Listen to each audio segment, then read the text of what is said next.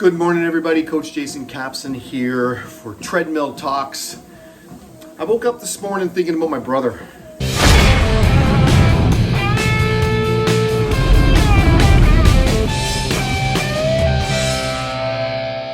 It was a strange thing for me.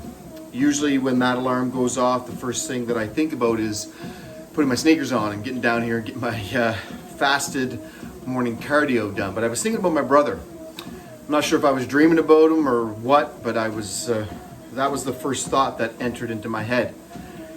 And the thought was, I wonder what Anthony would be thinking right now. I wonder what Anthony would be doing right now. I wonder how he would be handling the current situation.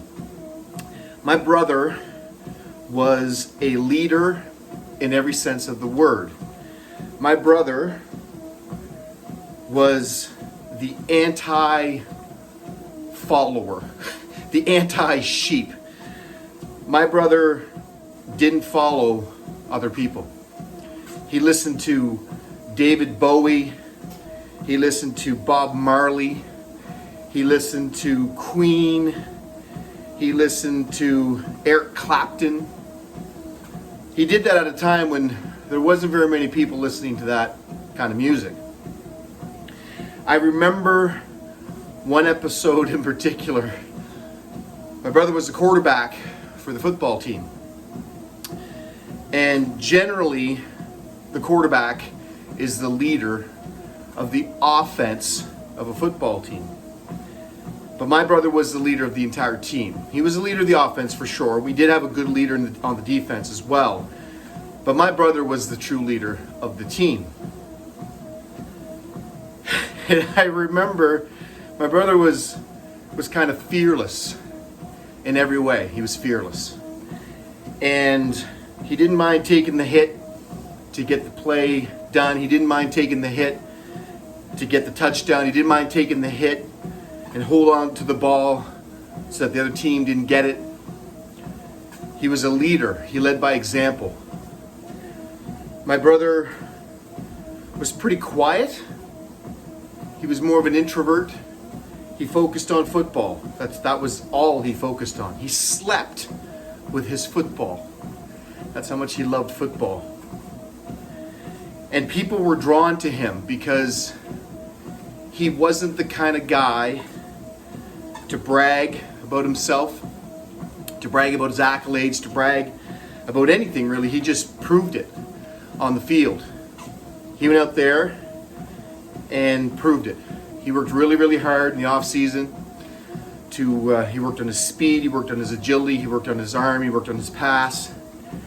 He led by example. He walked the walk. And I remember we were in the locker room before a game. My brother had these, like a lot of athletes, these kind of superstitions, these kind of rituals. And before every game, he would be the guy that would be in charge of the tune box. So there was this tune box, radio, cassette player in the locker room. And he went in and he would put a tape in there and he would press play and we would listen to that, whatever song it was. Usually it was "We Are the Champions" or "We Will Rock You." It was usually a song like that, but every once in a while he'd just be in a mellow mood and he literally would put in Bob Marley. And no one said a word. We just sat and we listened and we got ready for the game. Well, this one time, he was late for whatever reason. I don't know if he was talking to the coaches or where he was, but he was late. And one of the guys on the team, an offensive lineman, who was about 6'4", 300 pounds, a very large human being, decided that he was going to go over and put some Metallica in the tune box. So he put the cassette inside the cassette player, shut the door, press play, and some booming heavy metal was playing when Anthony walked in the room. And everybody knew that Anthony was the leader, but nobody saw this coming. He walked over to the tune box calmly, didn't even flinch, just walked right to the tune box, pressed stop, press eject, took out the cassette, and drilled it against the wall where it shattered into a million pieces. And then he took his cassette out, put it in the tune box, pressed play, and on we went. We won that game. It was intense. He was fearless. He had no fear, and he led by example. He was the true leader.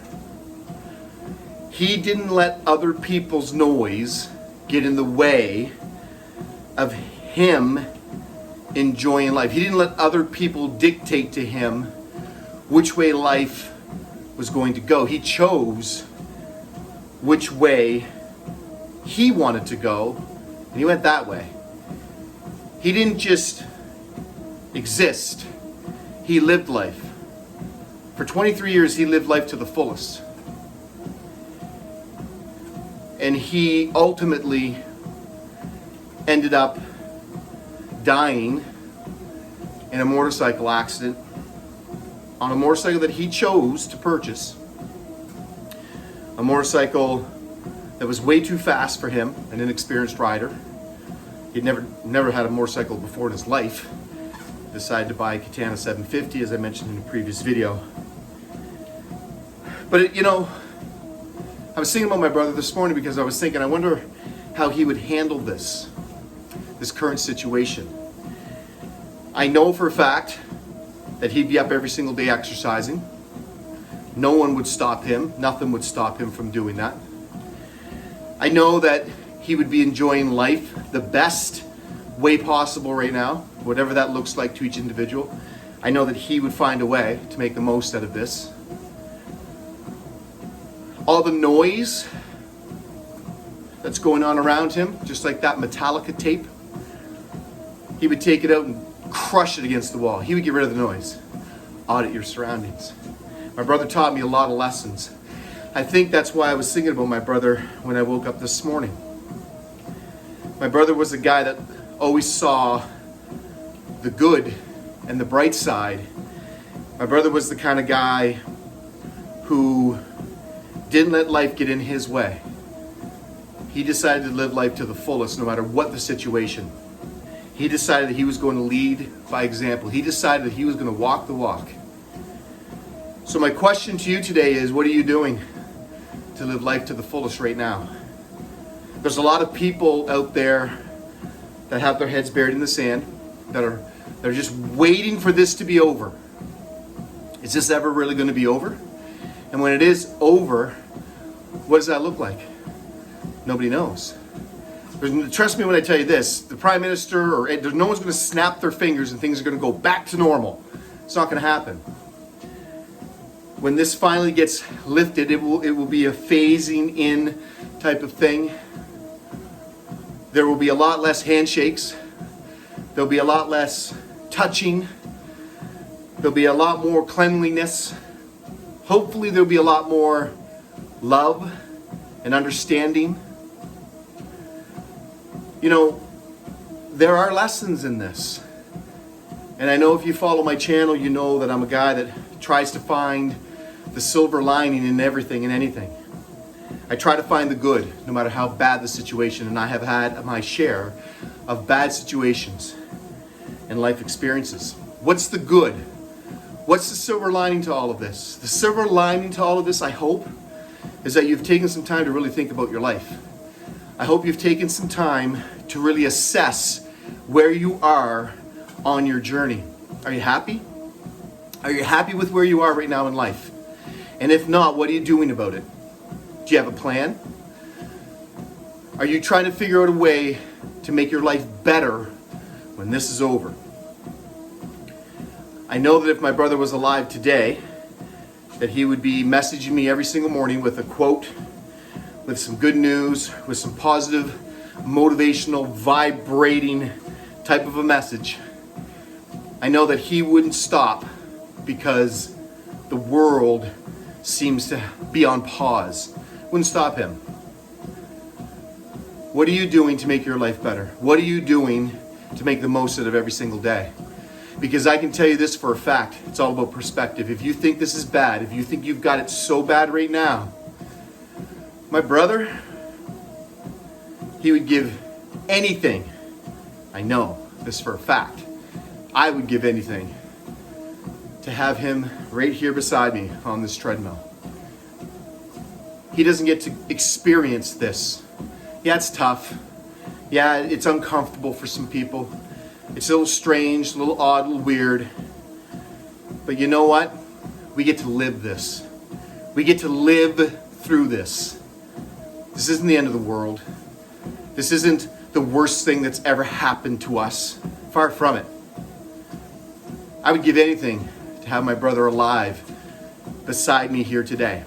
And I know that my brother would be living life to the fullest right now, especially right now. He'd be figuring some stuff out. I hope you're doing that too. I hope that's the lesson that we've all figured out during this time, is that life is short, life is precious. We need to take advantage of the opportunity here. Take the time to assess your life. Take the time to ask yourself some important questions. Are you loving the life you're living? Are you living your best life? And if you're not, do you have a game plan? Are you on the right path to getting there? Are you on the wrong path right now and it's leading you away from your goal, your ultimate goal, the ultimate best version of you? If you are, get on the right path. Now's the time to pivot. Now's the time to adjust. Now's the time, if there was ever a time, now is the time to take control of your life. Figure it out. Write it down. Map it out. Live life to the fullest. Now more than ever. Take care, guys.